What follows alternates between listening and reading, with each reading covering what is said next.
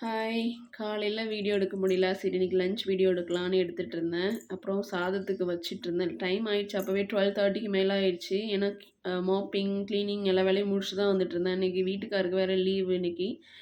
Maximum Tuesday, வெட்னஸ்டேல எடுப்பாங்க. அன்னைக்கு Friday அன்னைக்கு தான் லீவ் கிடைச்சது போல வேலையா இருந்ததுனால. ஃப்ரைடே தான் லீவ் எடுத்தாங்க. அன்னைக்கு காலையில பார்த்தீங்கன்னா, அந்த ஹீட்டருடைய ப்ளக்கு எரிஞ்சு போகிற அளவுக்கு சுடு தண்ணி போட்டு குளிச்சிட்டோம் போல இருக்கு. அதனால அன்னைக்கு அப்புறமா கொஞ்சம் நேரம் கழிச்சு தான் அவங்க மாத்திட்டு இருந்தாங்க. சரி நான் லஞ்ச் அப்போ தான் ப்ரிப்பேர் பண்ணிட்டு இருந்தேன். கீரையெல்லாம் கை பார்த்து கழுவி வச்சுட்டு, அந்த கீரைய எடுத்தாலே ஏனோ தெர்ல 2 மணி நேரம் இழுத்துருது. எப்படி தான் போகுதுன்னே தெரியாது. அப்புறம் சட்டுப்புட்டு நான் அத எடுத்து வச்சுட்டு, கீரைய ஒரு பக்கம் கட் பண்ண ஆரம்பிச்சுட்டேன். கட் பண்ணி வச்சுட்டு, சரி 2, 3 சாத்துக்குடி இருந்ததா, அப்போ தான் ஞாபகம் வந்துச்சு. சரி வேலை பார்க்குறவருக்கு ஜூஸ் போட்டு குடுப்போம் அப்படின்ட்டு, கீரைய ஆஞ்சு வச்சோம். கட் பண்ணி வச்சுட்டு, உடனே ஜூஸ் போட ஆரம்பிச்சிட்டேன். ஏன்னா அது மறந்துரும். இல்லாட்டா அதுக்கப்புறம் அது கிடந்துட்டே கிடக்கும். சம்டைம் அப்படியே வீணாயிரும். டைமும் இருக்காது. எதுக்கு அப்படியே கட் பண்ணி போட்டுடலான்ட்டு 3 தான் இருந்தது. 3யும் போட்டாச்சு. நல்லா இருந்தது. நல்லா ஜூஸியா இருந்தது. நெறைய ஜூஸ் இருந்துச்சு. புளிப்பே இல்ல. தண்ணி ஊத்த வேண்டியதும் இல்ல. ஜீனி போட வேண்டியதும் இல்ல. அந்த மாரி இருந்தது. அது குடுத்துட்டு முடிஞ்சோனே சமையல் வேலை ஆரம்பிச்சாச்சு மறுபடியும். கத்திரிக்காய் 2 கத்திரிக்காய், 1 உருளைக்கிழங்கு, 1 பெரிய முருங்கக்காய், அப்புறம் 1 தக்காளி, 1 வெங்காயம் அவ்வளோதான். மீடியம் சைஸ் தக்காளி தான். 1 பெரிய வெங்காயம். அது குழம்புக்கு. சின்ன வெங்காயம் 1 பல்லாரி வெங்காயம் தான். அப்புறம் 2 பச்சை மிளகா.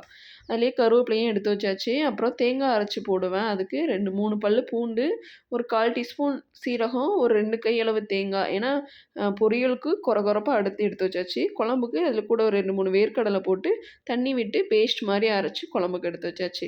சட்டுப்புட்டுன்னு எடுத்து வச்ச உடனே கடாய அப்படியே அடுப்ப வச்சு எண்ணெய் ஊத்தி கடுகு, சீரகம், வெந்தயம் பொரிஞ்சதுக்கப்புறம் கட் பண்ணி வச்ச காய போட்டு வேகிறதுக்கு கொஞ்சமா உப்பு, மஞ்சத்தூள் போட்டுவிட்டு குழம்பு மிளகாத்தூள் 2 டீஸ்பூன் குழம்பு மிளகாத்தூள், 1 டீஸ்பூன் தனி மிளகாத்தூள், கொஞ்சம் பெருங்காயம் போட்டு நல்லா வதக்கி விட்டுட்டு தேவையான அளவு தண்ணி விட்டு மூடி போட்டு வேக விட்டேன்.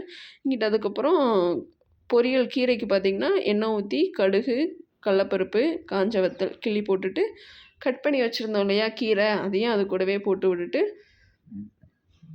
ஓரளவுக்கு வேக விட்டுட்டு தண்ணி விழுகிற டைமில் தான் மூடி போடணும். இல்லைனா அது தீஞ்சு போக ஆரம்பிச்சிரும். தண்ணி விழுகலைன்னா லைட்டாக தண்ணி தொளிச்சிட்டு மூடி போட்டுறணும். இங்கே குழம்புக்கு பார்த்திங்கன்னா காய் வெந்துருச்சு அந்த டைமில். இப்போ நம்ம ஊற வச்சுருந்த புளியையும் அது கூடவே சேர்த்து போட்டு கொதித்ததுக்கப்புறமா கொஞ்சம் நேரம் கழித்து அந்த தேங்காய் அரைச்சி வச்சுருந்தோம் இல்லையா, அதை அது கூட விட்டுட்டு நல்லா கொதித்ததும் கொஞ்சமாக கருவேப்பிலை மட்டும் கிள்ளி போட்டோன்னா நம்மளுடைய புளிக்குழம்பு ரெடி ஆயிடுச்சு. அப்புறம் வந்துட்டு கீரை பொரியலும் மூடி போட்டிருந்ததுனால டக்குன்னு வெந்துருச்சு. தண்ணி விட ஆரம்பித்ததுக்கப்புறம் மூடி போட்டாலே சீக்கிரமாக வெந்துடும். அப்புறம் நம்ம அரைச்சி வச்சுருந்த அந்த தேங்காய் மசாலா, கொஞ்சமாக கொத்தமல்லி, ஒரு 2 சொட்டு தேங்காய் எண்ணெய் லாஸ்ட்டாக ட்ராப் விடலாம். அப்படி இல்லைனா தாளிக்கிறதே பொரியல் வந்து தேங்காய் எண்ணெயில் தாளிக்கலாம். நல்லாயிருக்கும் எல்லா பொரியலுமே. அப்புறம் சாப்பிட்டுட்டு ஸ்கூல் வேனும் வந்திருக்குன்ட்டு வேகமாக கூப்பிட்டுட்டு வந்தாச்சு. அவ்வளோதான். நாளைக்கு பார்க்கலாம். பாய்.